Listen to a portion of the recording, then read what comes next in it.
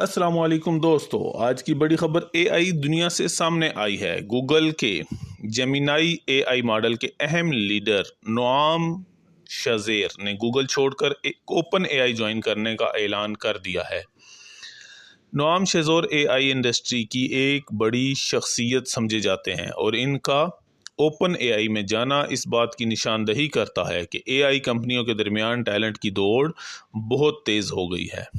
Crypto market पर इसका क्या असर हो सकता है? आसान अल्फाज में, एआई और क्रिप्टो दोनों नई टेक्नोलॉजीज़ हैं।